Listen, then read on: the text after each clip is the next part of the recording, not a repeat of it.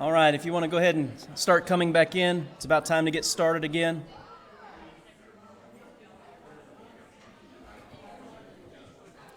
Everybody come on in, have a seat. It's good to see everybody up and fellowshipping, but it's time to knock it off. No, we're thankful you're here. I did want to say, and I appreciate Brother Mosher mentioning something. Lunch is being provided today. I've been sitting in the back, and I took a count, and I counted, I think, 68. And Miss Connie Ward and some others have been really busy yesterday and today working and getting all that prepared. So after this session, there will be a lunch. Make sure you thank those ladies who are serving you and all that. So we certainly do appreciate it. But this is our last session before lunch, and then we will have one after that, and then that'll be it for the day. But so glad you're here.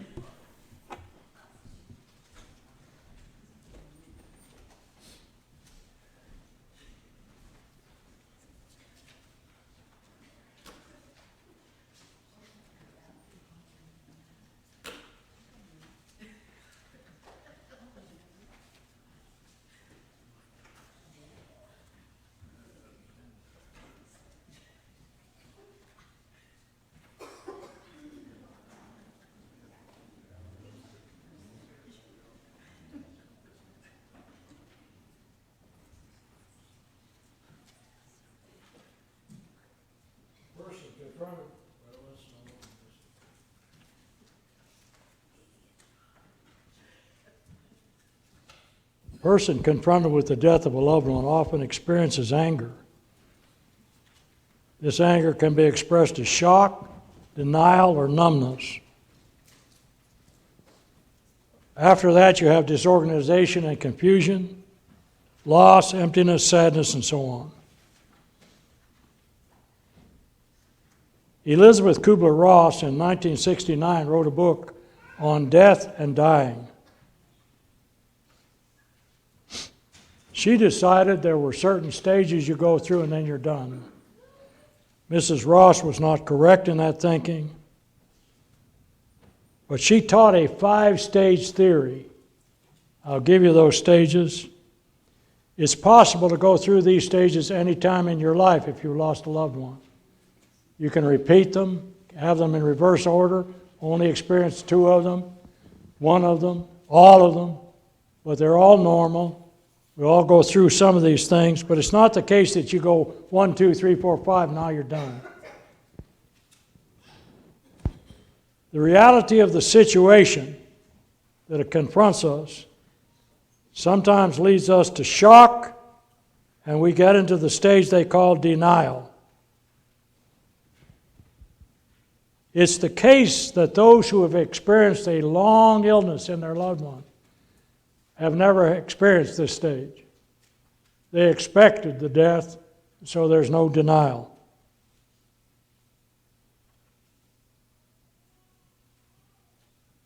Then there are those, or all of us, who go through this stage, anger. That's what it is.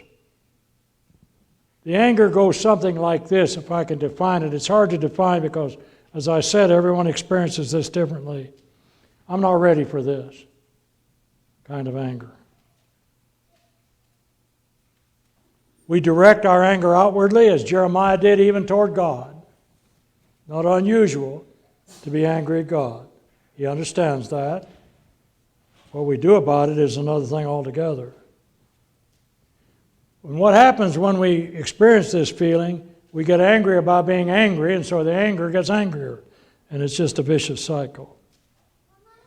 When my grandson died, his mother got on a stationary bicycle and ran into every doctor that treated him in her mind.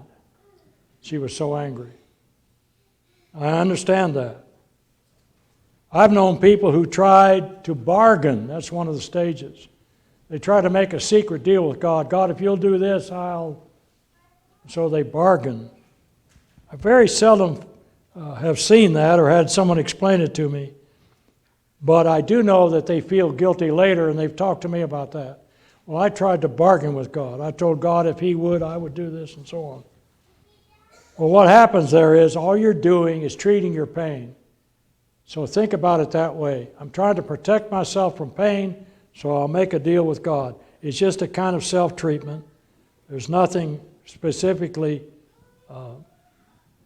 sinful about it. It's just a phase of trying to treat myself. Depression is one of these stages. But depression, folks, is associated with mourning. And I'm going to talk about that in just a minute. And then finally, there's acceptance. What happened is you owned your grief. You know it's there. You know the situation did occur. And so I have accepted it. I'm not over it. I never will be, but I've accepted it. There are people who teach in some of their seminars things with which I don't agree. And that is that you go through the stages. I notice I put up here, there's 10-stage theory. But I want to pay attention to the last thing on the overhead here. I want to give you 5 common myths about grief. 5 common myths.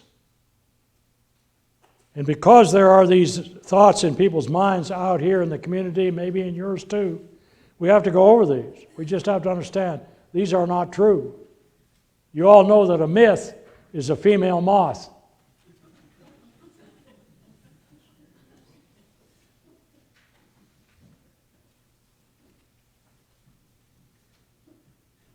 Keimers? Simers. Trying to think of your name over there. I met her, I think. S-I-M-E-R-S? With the S on the end. That's the expensive spelling. Okay. Everybody awake now? All right. 5 common myths about grief. Myth number 1. Grief and mourning are the same thing. No, they aren't. People use those terms interchangeably. But we have to make an important distinction between the two because of the society in which we live. We're not allowed to mourn here. Mourning is the term used to what you do when you're grieving. Mourning is the term used to describe what you're doing when you're grieving. Grief is the thoughts inside here, the things that you're experiencing, the feelings. Now, as I said earlier, too many of us are taught to do that in isolation. I was doing a funeral one day for an elder in the church. His daughter physically threw herself into the casket, screaming, "I'll never see him again, I'll never see him again." Somebody said, "Well, that's terrible for a Christian to act like that." I said, "No, it isn't. She's just mourning." In your mind, we're not allowed to mourn? You know, in some cultures, they hire mourners so people can scream. And when I'm dying, I want 50 people around my bed screaming and hollering. I want to know they're going to miss me. You're not going to miss me? You probably won't even know when I die. These folks right here, will they, Gail? Come on down to my house and scream and cry for me. We're not allowed to. And so we need to understand there's a big difference between, a distinction to be made between myth and mourning. You do both at once. Myth number 2, and I've already talked about it, that there's a predictable and orderly procession for grief. No, sir. All grieving is individualistic, period. And one severe consequence of this get over it crowd out there is that you're under some law-driven process that says, now it's time. Will you just teach me about your grief? Did you hear what I just said? Teach me about your grief. Would some of you please teach me at 1 o'clock? I want you to teach me about your grief. I want to hear it. I want you, like Bill did, tell me your story. I call the 1 o'clock session the therapy session because you need to express it. You need to get it out here. Number 3, it's best to evade grief rather than embracing it. No, sir. I'm not a stoic. Well, self-control is the only respectable response to grief, Keith. Oh, really? Well, let's talk to the Lord who was weeping over there at his tomb. Western society is impatient with grief, folks.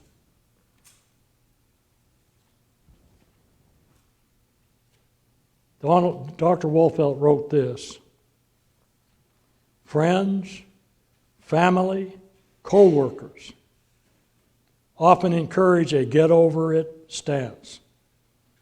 They don't want to talk to you about the death. The bereaved person who is not allowed to mourn tends to be more socially accepted by those around him or her.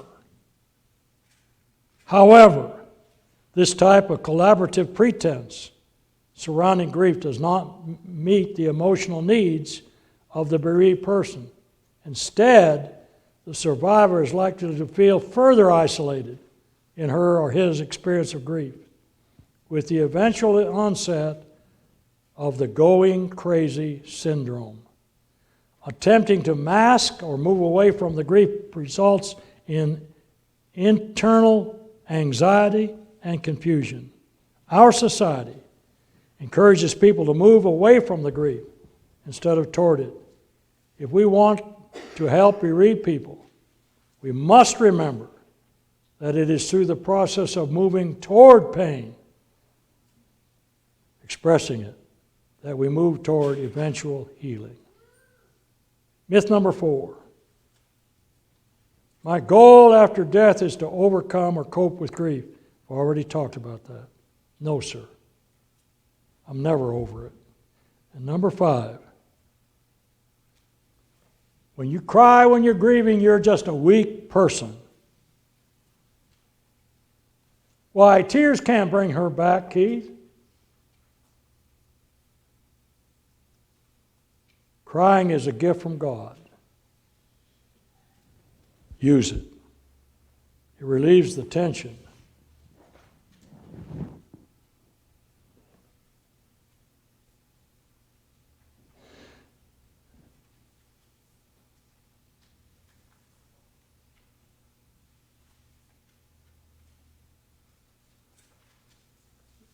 Let me talk to us a little bit about things never to say to a grieving person.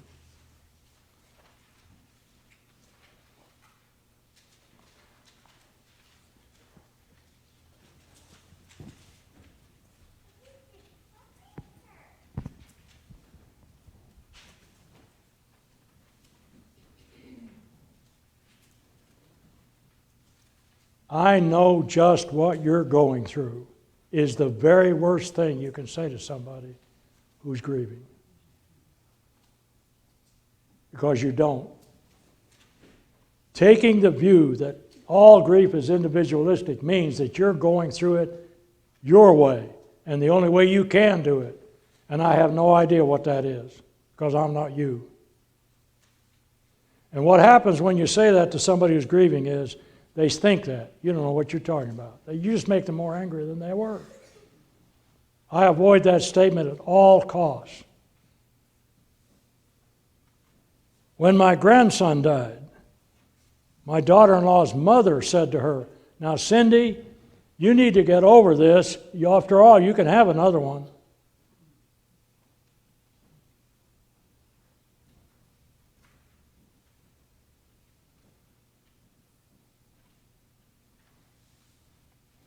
Well, you know, honey, God just wanted another angel in heaven. God killed my child, did he? Just so he could have another angel? Well, he becomes like an angel, but he doesn't become an angel. You don't become an angel in heaven, you're a human being. Well, what a statement to make to people. And children, it scares them to death. Well, I don't want to be an angel. I want to live here.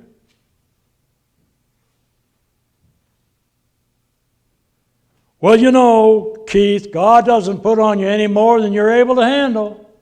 Whew. That comes from that 1 Corinthians 10:13 passage. And it's absolutely horrendous. Why? I had a graduate of the Memphis School of Preaching who worked with me in Memphis named Malcolm Leith. You may have met him, Jeff. Malcolm Leith. Don't remember. Malcolm graduated from the school the year before I did, in fact. I got a call one day that he'd been murdered. Malcolm liked to build things for his children and his grandchildren, little birdhouses and things. And he'd been down at this Memphis dump to get some scrap wood. And some crazy fellow down there found him, ordered him out into the dump to run so this guy could hunt him. And Malcolm would not run, and so the guy emptied a 50-round clip in Malcolm's body, just tore it apart.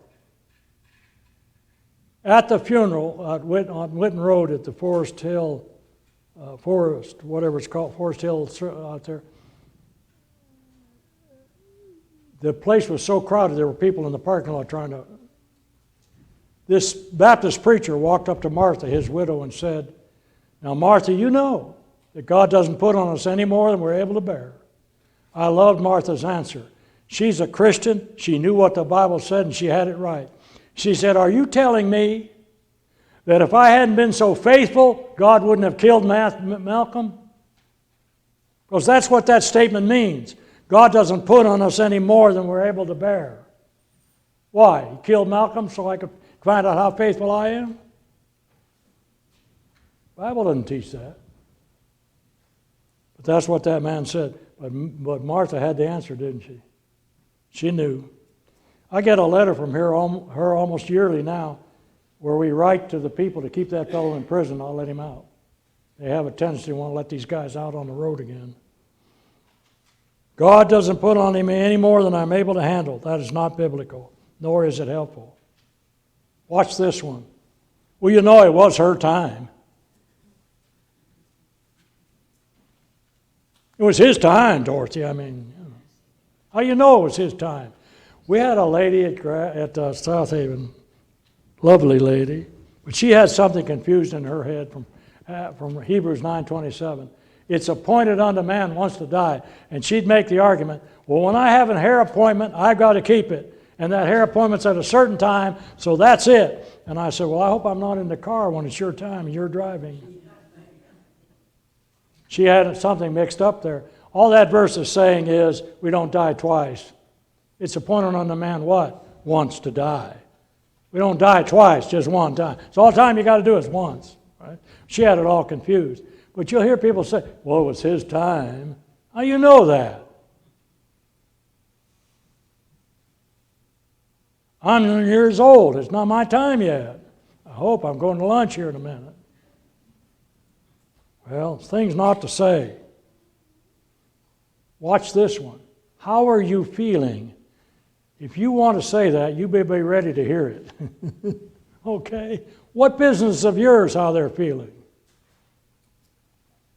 A better line there, and I'll talk about it in a minute, is tell me your story. Watch this one. Are you feeling better today? See, it's time to get over it.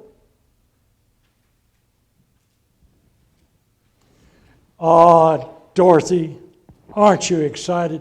He's not in pain anymore. You remember what Doris said? What about me? What possible good can it do to tell someone he's not in pain anymore when she is? I don't ever say that to folks. I'm learning differently. Oh, Keith, you need to put this behind you. Oh, really? How do you do that?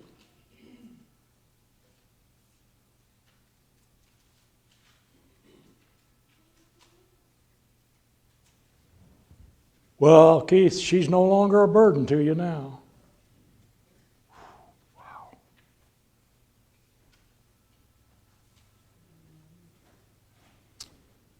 Oh, Keith, I tell you what, now you have time for yourself. Oh, really?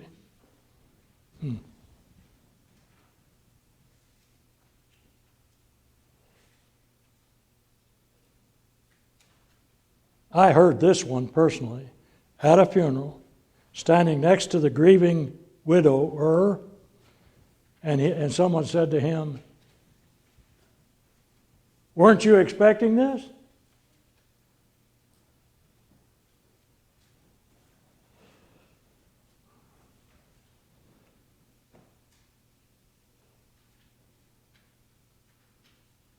This line was heard at a funeral of a person who committed suicide. This line was said by a man to another man. Well, he brought this on himself.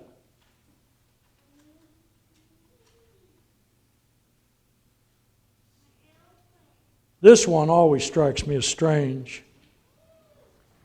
I suppose if you're a predestinationist, it means something to you.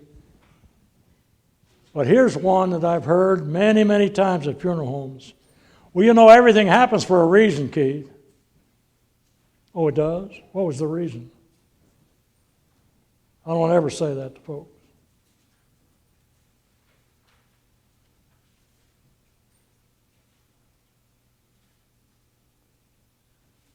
You folks do know it's not good to visit the grave so often. Don't do that. Don't say that either. Keith, are you over her yet? She's been gone a long time. How many of you have a husband who travels to do his work? Are you over him yet? He's been gone a long time. Some of you aren't writing these down. Maybe you're remembering not to say them. I hope so. Now, Keith, you got to be strong. I got a letter to that extent I told you earlier when my grandson died. I actually had a preacher write me and said, "Now you got to be strong, Keith. Everybody's going to be watching you." I said, "Well, let them watch me cry then."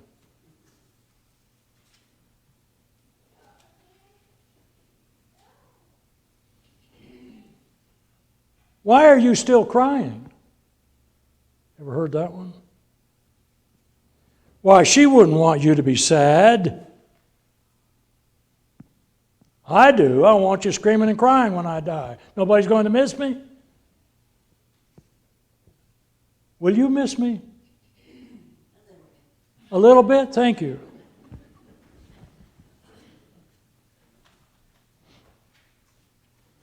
My sister wanted to be cremated.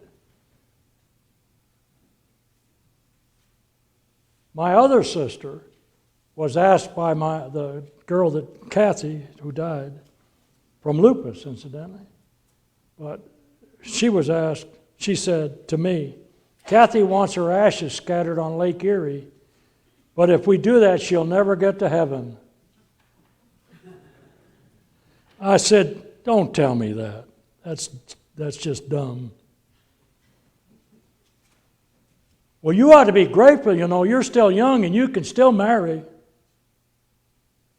You ever said that to someone? Please don't. Here's one that I heard. And boy, were they wrong. And it made me so angry when they said it. They said, "Keith, you never really got to know that baby." That's so insensitive. I know that baby better than I do my other grandchildren. I was with him 6 hours a day for 4 months. I know him. I'll know him when I see him. I know his soul. Don't tell me I don't know him. See, it made me angry. You're hearing the anger when I say it.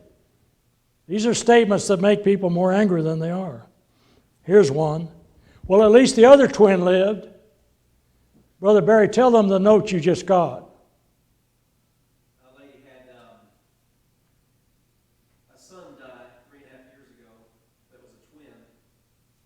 It was a twin, that's what she said. Somebody must have said to her, "Well, at least the other twin's still living." What a insensitive thought that is.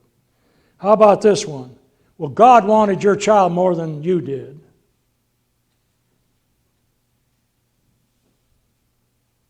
We'll be all right in a minute, Chris.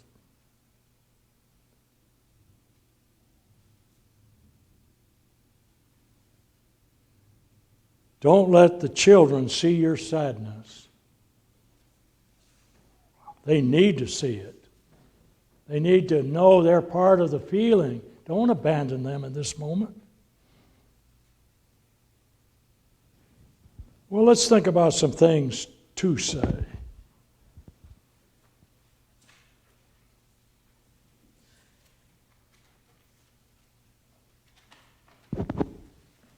I think I got ahead of myself, but that's all right. These are better. We'll end with this. Things to say. And I want to show you the very best thing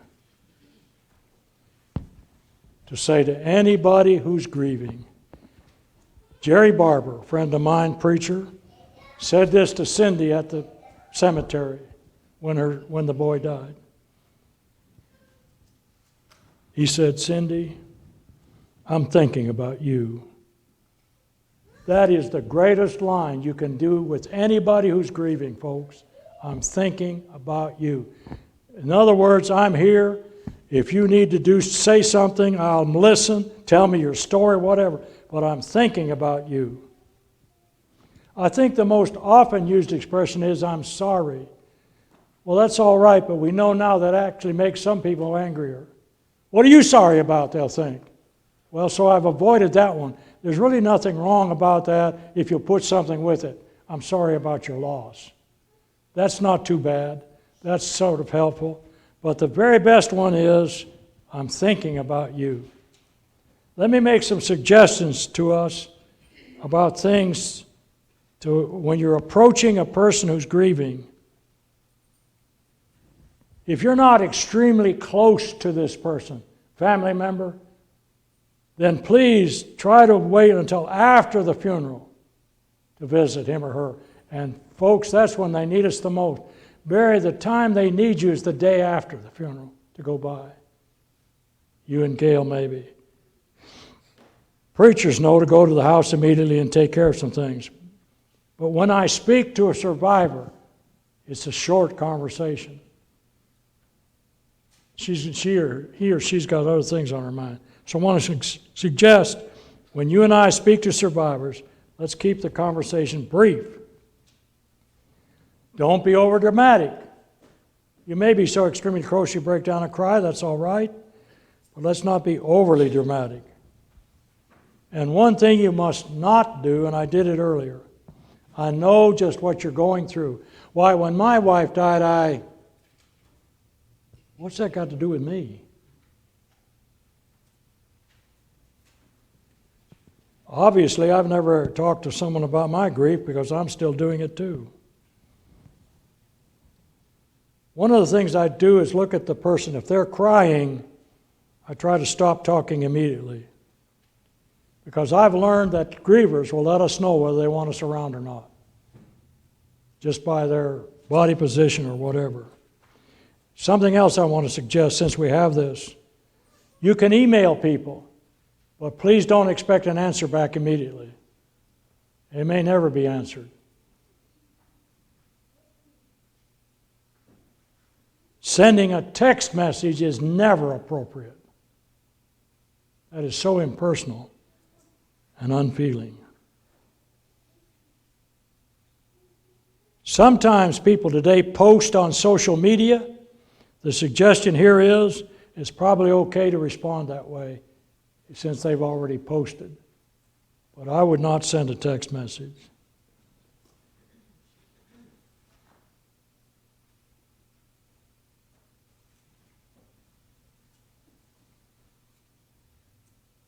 One of the things you can say to a person who's grieving that is helpful, I think, not only I'm thinking about you, but what can I do for you?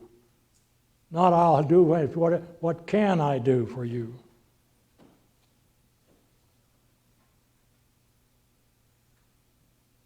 It's okay to cry, Chris. Sandy, it's okay to cry. It's okay to hurt. Those are good things to say to folks. It's okay. It's normal.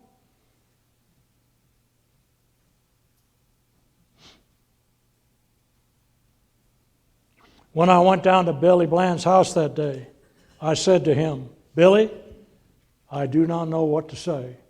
And I didn't, so I didn't say anything. He reminds me of that statement even today. He said, "That was right. You didn't know what to say."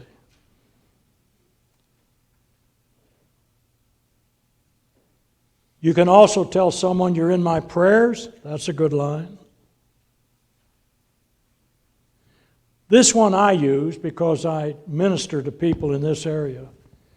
I tell them, tell me when you want to talk to me. Tell me when you want to talk to me. Let me know.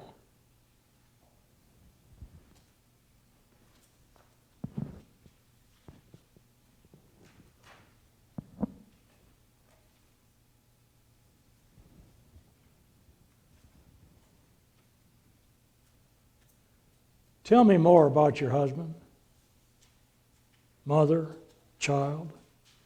Become the listener.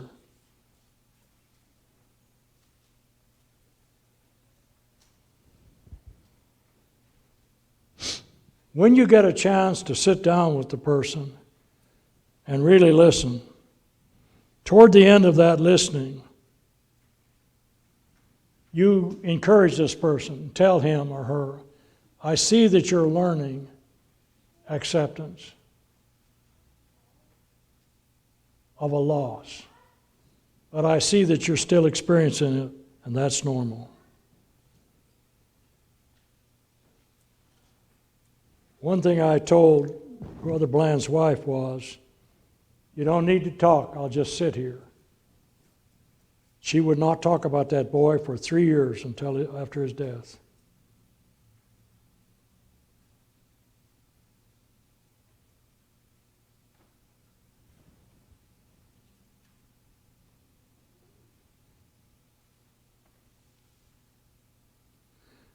I think that's about it. You can tell the person, I love you. I'm praying for you. None of those are hurtful. And last but not least this morning, you'll never get over it, but you'll get through it.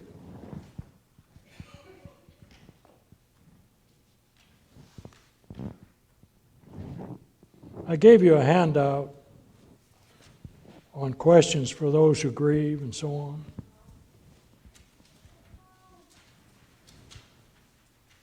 But if you're going to help someone who's grieving, understand that you are in that role, a helping role, not a guiding role, not a dominant role, not a telling role.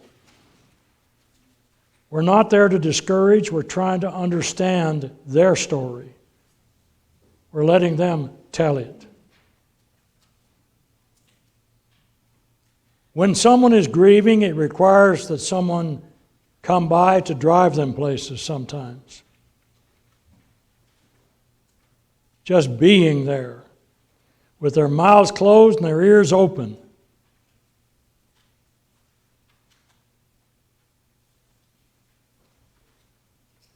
You'll find this person to be preoccupied with the person who died. This person will be constantly agitated, restless, impatient, and ignoring his or her basic survival needs. Help him or her. Sleep, exercise, nutrition.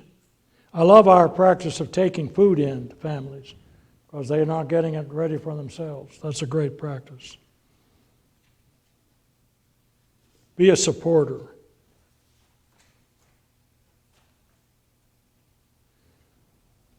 Last but not least this morning, there is a way to properly memorialize your lost loved one. And you're doing it. All by yourself, individually. That's why it's so important for me not to interfere with what you're going through.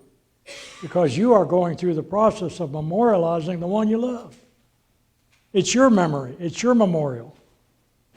It occurs at different levels. We talked about those. But the factors that are influencing the way we're thinking at this time, the nature of the relationship, was it a husband or wife, child, so on. Did I have a support system? Probably not. How did the person die? What was his faith, cultural history? What was the funeral experience like? And how do I feel right now? And all of that has to do with memorializing the one who died. I gave you a handout there, questions for the grieving and those who need help. I would love to see every congregation of God's people start a support group for those who are grieving.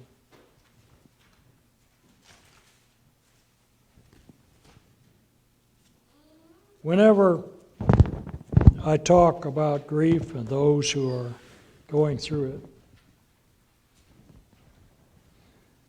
I like to tell about the time I had 2 funerals on the same day. Moms. One died in Florida, one died in Kentucky. After the funerals, I went by the house to visit, and one of the sons of the woman who died in Florida said to me, "Keith, I know we should not have sent her to Florida. She got down there among all those old people and got their infections and died. Shouldn't have sent her."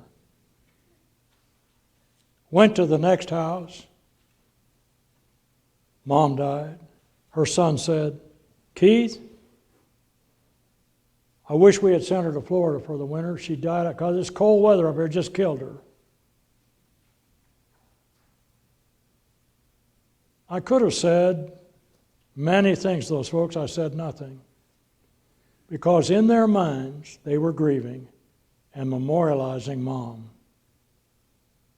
And what? Feeling guilty because they hadn't done more, right? That is a normal process of grieving. And when I recognize it now, it doesn't shock me. I don't get disturbed by it. I just remember never to tell them, "I know just what you're going through," because I don't. I have no idea what's going on in that person's heart or mind. I am so grateful today that so many of you came. I hope you'll pass some of these thoughts on to your friends and neighbors and be able better to handle grief in your own life and in the lives of those around you. Every one of us has grieved over someone sometime or will. It's going to happen. But now you'll know it's normal, it is anger, it's confusion, it's isolation, and it's individualistic. Thank you to the elders for letting me come this year, for Barry to suggest this to have a grief seminar instead of a gospel meeting. Thank you.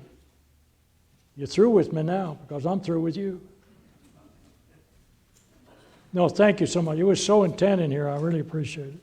How do I turn this off or don't I?